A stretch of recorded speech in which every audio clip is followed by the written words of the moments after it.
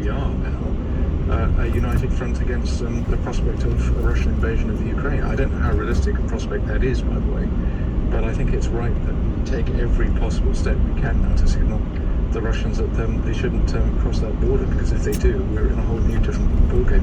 When some commentators say that, rather frighteningly, Putin has got himself in a position where he now has to act, he has to do something, do you concur with that? Well, he certainly boxed himself into a very tight corner. I don't think he has to invade the Ukraine. I mean, because I think the consequences for him personally and for the Russian economy, the Russian state would be catastrophic.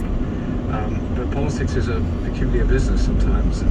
He has, I think, for a variety of reasons, wanted to act like the tough guy, largely for domestic consumption in Russia.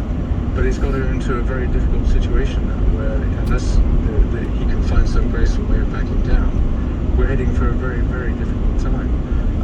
And of course, we shouldn't forget the fact that Russia has got form.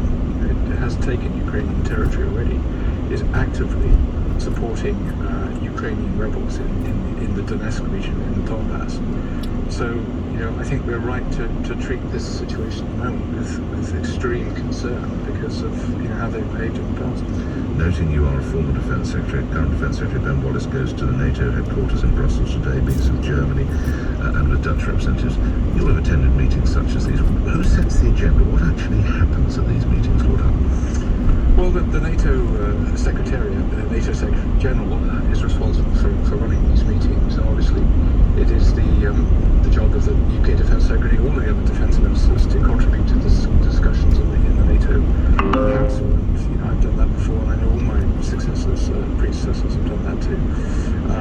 But I think we will go into that meeting, I hope, with a very clear position that we are a leading member of the alliance. It's our responsibility to support the alliance and all of its members at this critical time in the face of Russian aggression. And I think the Russians want nothing more than to weaken the NATO alliance and to see disagreement within the alliance. And I think all of the defence ministers have a responsibility, their prime responsibility is to keep the alliance strong and united and not allow the Russians to pick away at us and try and get division.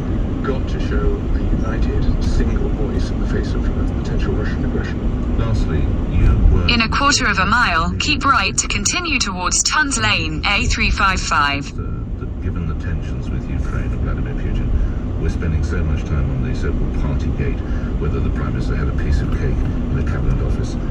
Are they right, or is it of that importance in your view? Well, I think it is a moment of international peril, and I think it's right that we focus on that. Keep right. At the same time, Nick, it's not an unreasonable assumption to assume that our Prime Minister and all of our ministers obey the law and comply with the law. And it's not a sort of a sideshow in a sense. And I think it's probably worth remembering, too, at the high point of the crisis of World War In a quarter of a mile, at the roundabout, take the first exit onto the M4 slip road to London, Heathrow Airport. Thanks for your time, John. Lord Hutton was a Labour peer and served as Defence Secretary, also actually Business Secretary and Work and Pension Secretary as well, so very, very varied brief in politics, right? We'll take your view perhaps on that idea that and we did actually, if you think about it, we did play you clips from the world there, uniting United Kingdom, the United States, France and Germany against Russia. I'm not for one moment suggesting it's World War III, but we have got a united world. So should we be worrying so much about a piece of cake in number 10? Staying with the political side, by the way, here's the latest defence from very close friend, a long-standing ally of the Prime Minister's, Northern Ireland Minister Conor Burns. He, as far as I can see, he was, in a sense, ambushed with a cake. They came to his office with a cake, they sang happy birthday, he was there for 10 minutes. Ambushed by a cake. Yes, I think it's time, as we did yesterday, to recall Little Britain and David Walliams. I was then invited to join In a quarter of a mile, merge onto M4. where I was planning to give a talk about education reform. However, shortly after my arrival, my clothes accidentally fell off. And same as being ambushed by a cake, isn't it? 7:16 LBC News headlines, Simon Conway. Boris Johnson could receive Sue Gray's report into whether COVID rules were broken at Downing Street in the coming hours. President Biden has warned Vladimir Putin may face personal sanctions if Russia invades Ukraine. A woman has been arrested on suspicion of the murder of a 5-year-old boy in Coventry. LBC weather, dry for most to start, but heavy rain and strong winds in the north later, a high of 11 degrees. LBC Travel, I'm Joanne Webb. Delays of about 2... Continue on M4 for 5 miles. 9 at Redbourne, and that's because a car has broken down. And it's slow on the M25 clockwise to junction 23 at South Mims because a car has broken down here as well. Very busy on the A13 westbound, delays of about 20 minutes from Motorway at Dagenham to Barking. That's where a car broke down earlier, but that's now been recovered. On the trains, there were minor delays on the DLR between Bank and Canning Town. That was after that power problem earlier. No Gatwick Express running again today, and also a reminder that on the Underground there's no service on the Bank branch of the Northern Line between Moorgate and Kennington. This is LBC. Sky Glass is here for you to hear epic sound from ear to ear. It changes modes for what's on screen, sports, suspense or battle scenes. From the screen's 6 speakers.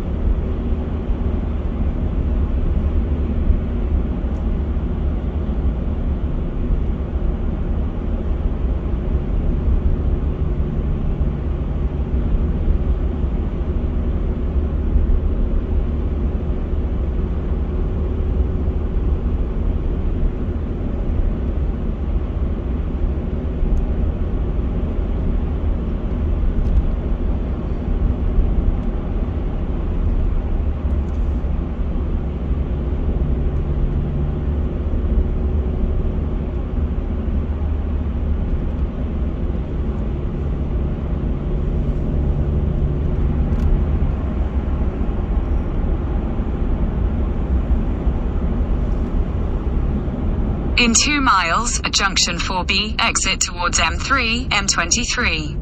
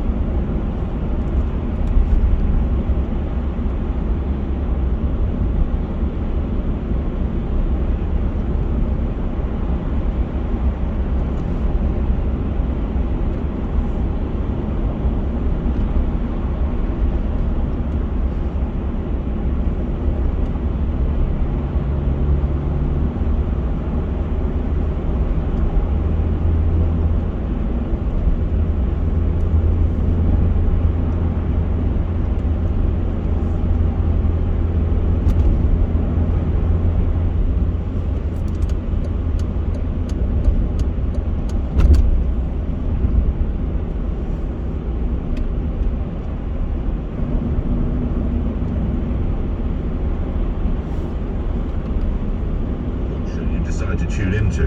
There are some very well-informed people who are suggesting it's this afternoon. There are some equally well-informed people who are saying actually it will be tomorrow. So we'll have to see about that. But as I've mentioned the front pages, let's stay with that now. It's potentially a D-Day, as another headline in the Daily Mail suggests, and we'll speak with the author, one of the authors of the piece under that in a moment. But let's just focus on what we heard from the Prime Minister about this yesterday. Thank you, Mr. Speaker. Mr. Speaker, a few weeks ago, I commissioned an independent inquiry into a series of events in Downing Street and the Cabinet Office, as well as some other Whitehall departments that may have constituted potential breaches of the COVID regulations. That process has quite properly involved sharing information continuously with the Metropolitan Police, so I welcome the Met's decision to conduct its own investigation, because I believe this will help to give the public the clarity it needs and help to draw a line under matters. John Stevens is the Deputy Political Editor at the Daily Mail. He has a piece with a colleague in the paper today, and he joins me now.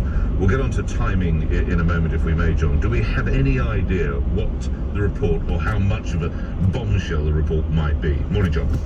Morning, Nick. I think whatever's in the report is going to be a really difficult day for Boris Johnson if it comes today. And I mean, we've obviously had this trickle of party allegations over the last couple of months.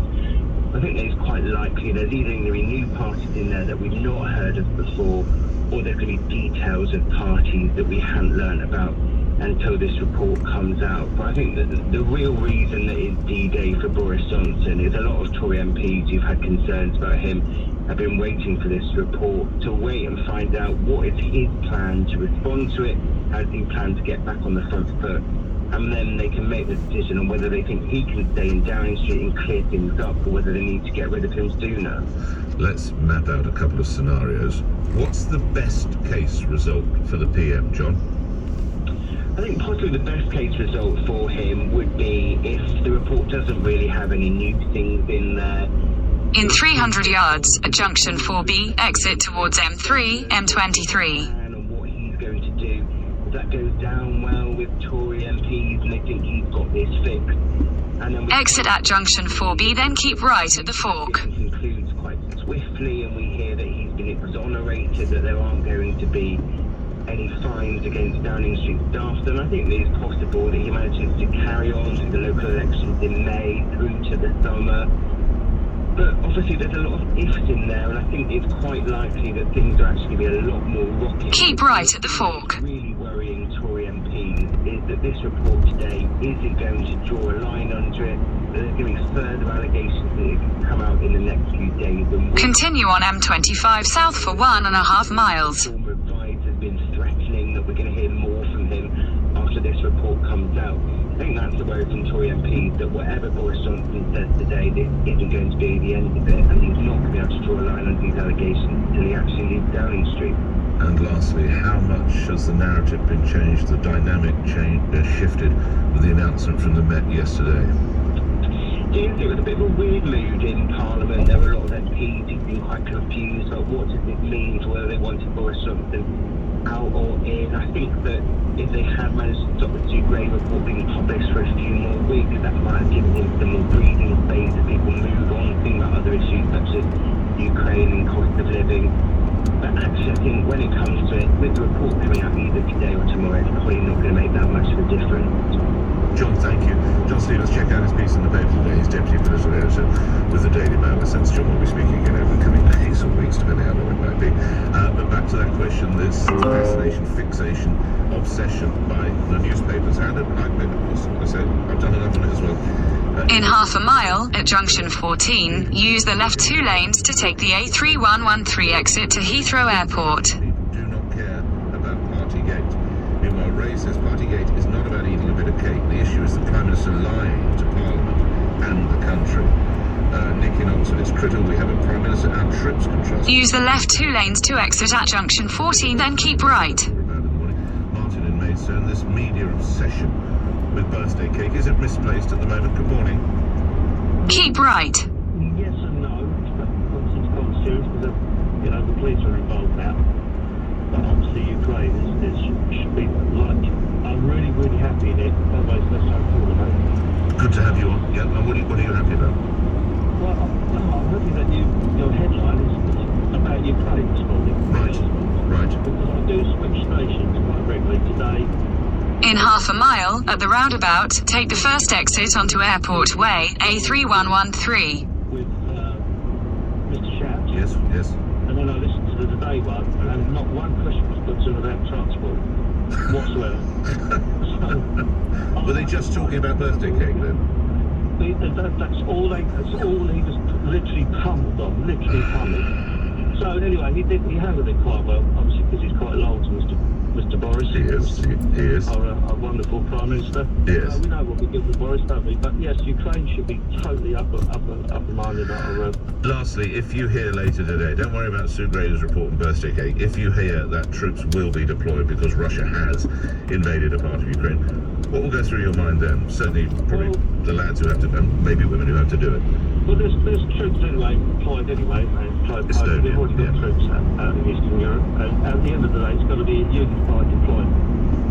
With the meeting today with Wallace and his compatriots from NATO, they've got to go together. Grateful for that, Martin. Thank you. I wasn't aware that another broadcaster decided just to talk about birthday cake. It's a questionable decision, perhaps. Martin, thanks for your kind words. Do me a favour.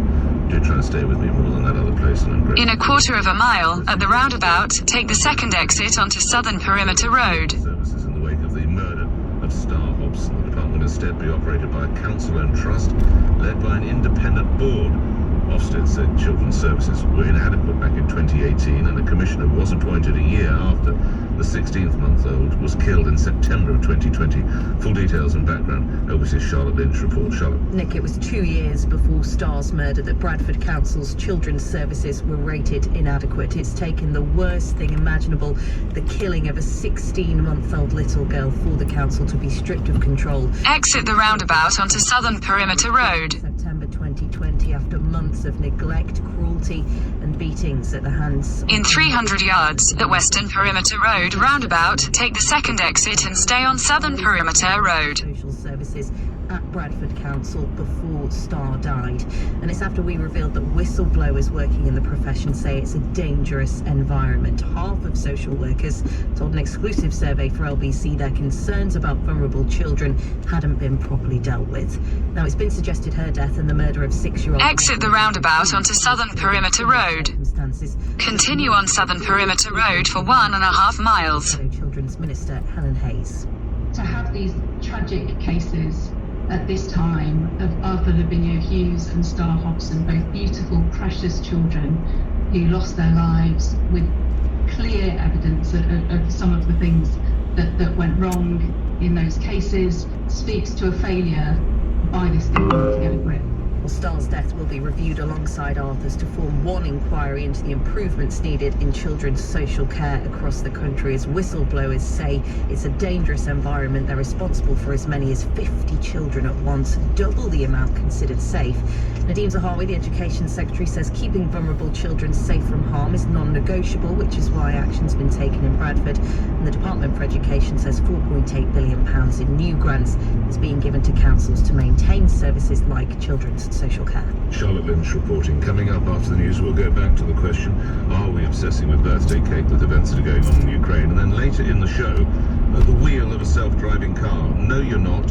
You'll be apparently classed as the user in charge. We'll look at that in more detail.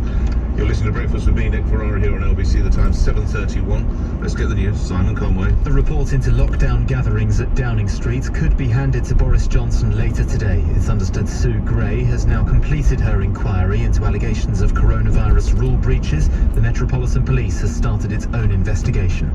Joe Biden says he would consider imposing personal sanctions on Vladimir Putin if Russia invades Ukraine.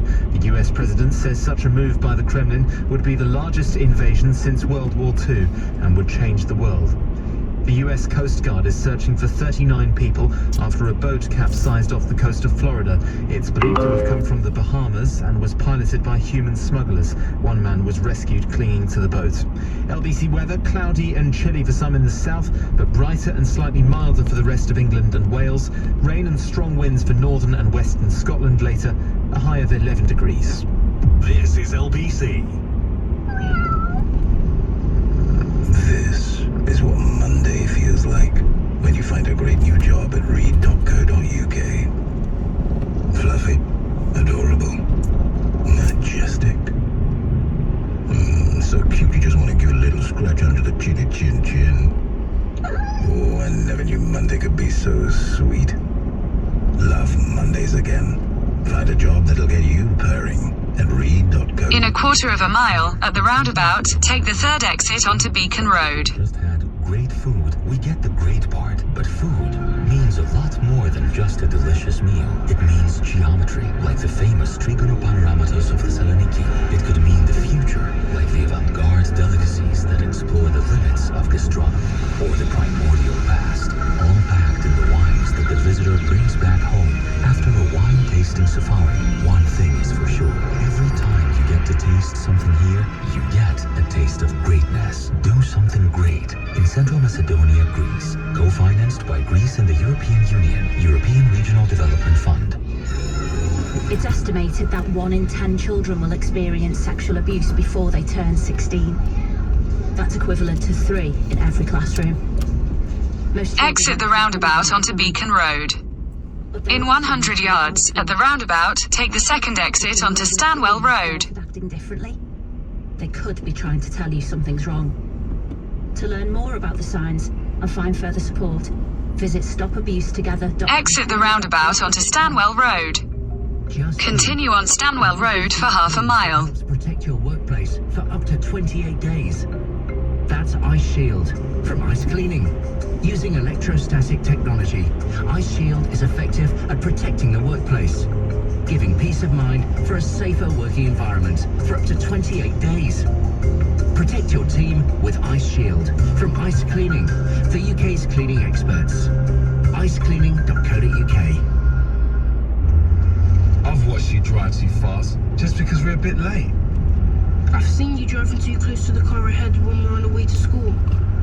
I've noticed when you try and make the lights, even when they're amber.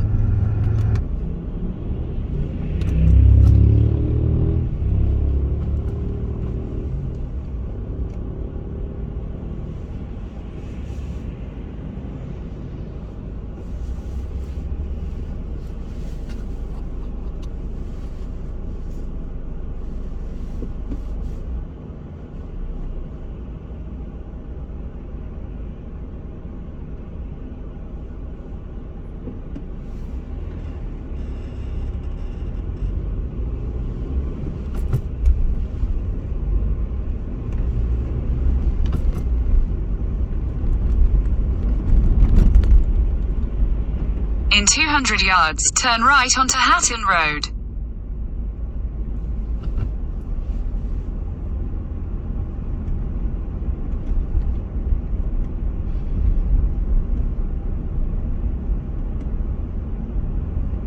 Turn right onto Hatton Road.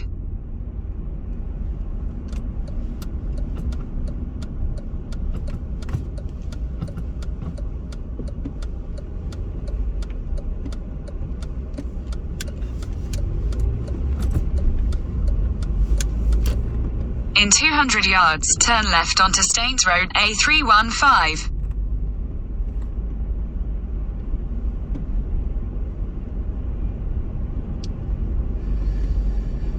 Turn left onto Staines Road A315.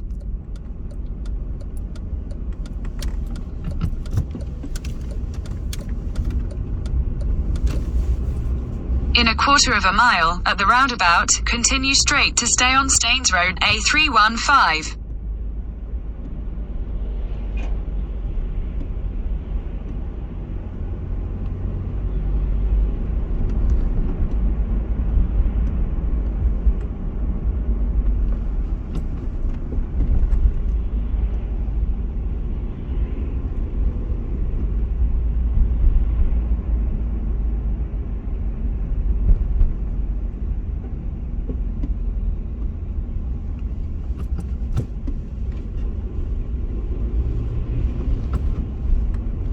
In a quarter of a mile, at the roundabout, continue straight to stay on Staines Road A315.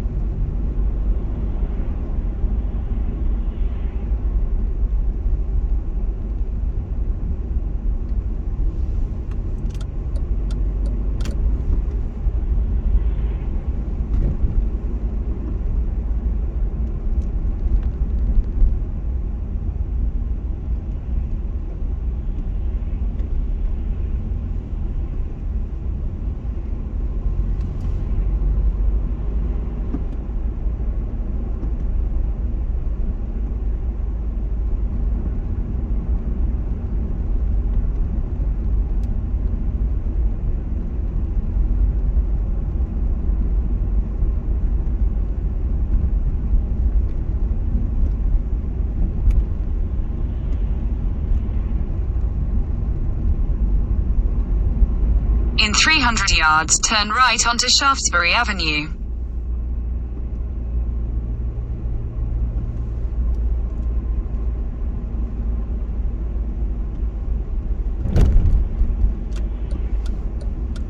Take the next right onto Shaftesbury Avenue, then turn left onto Roslin Avenue.